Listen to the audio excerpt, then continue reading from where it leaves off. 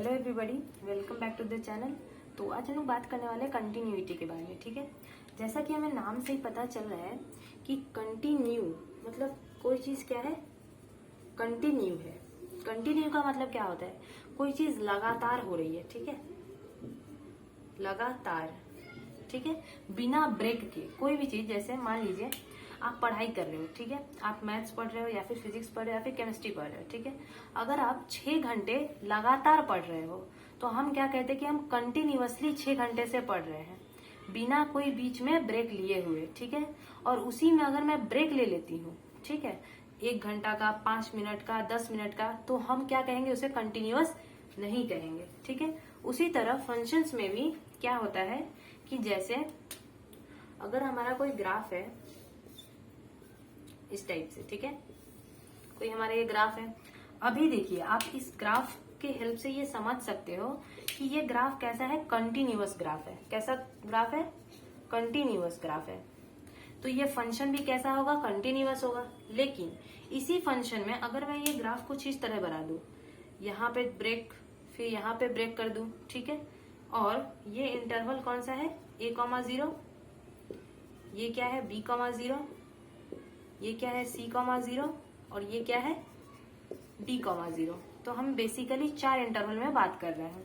अब देखिए आप इसमें, अगर मुझे इसमें कोई पूछे कि आप बताओ मुझे कि 0,d इंटरवल में ये ग्राफ जो है f ऑफ x वो कंटिन्यूअस है या नहीं है, मतलब इज इट कंटिन्यूअस और नॉट, तो हम कह सकते हैं कि 0 हमारा यहाँ है, 0,d के इंटरवल में ये ग्राफ कैसा है, कंटिन्यूअस नहीं है। क्यों नहीं है, क्योंकि देखिए यहाँ पर और इस पॉइंट पर क्या है, ब्रेक्स है। ब्रेक्स की वजह से ये ग्राफ कैसा है, नॉट कंटिन्यूअस है, डिसकंटिन्यूअस है।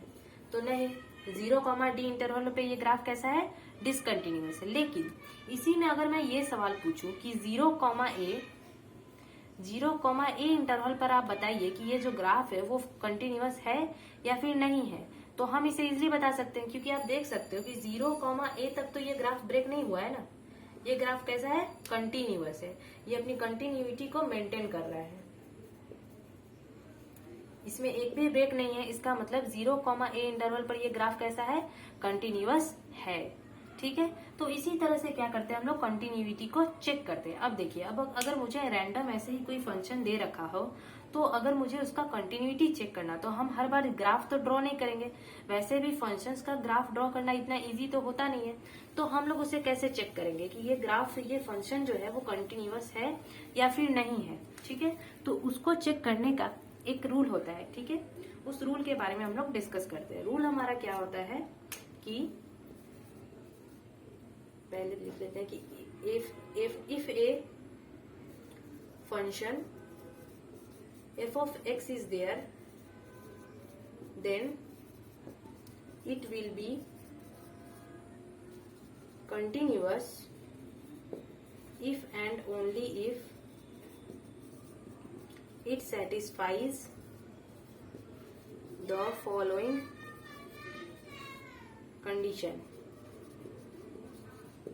अब हमारे पास कंडीशन क्या है कि limit of x tends to a negative of f of x is equal to limit of x tends to a positive of f of x is equal to f of a।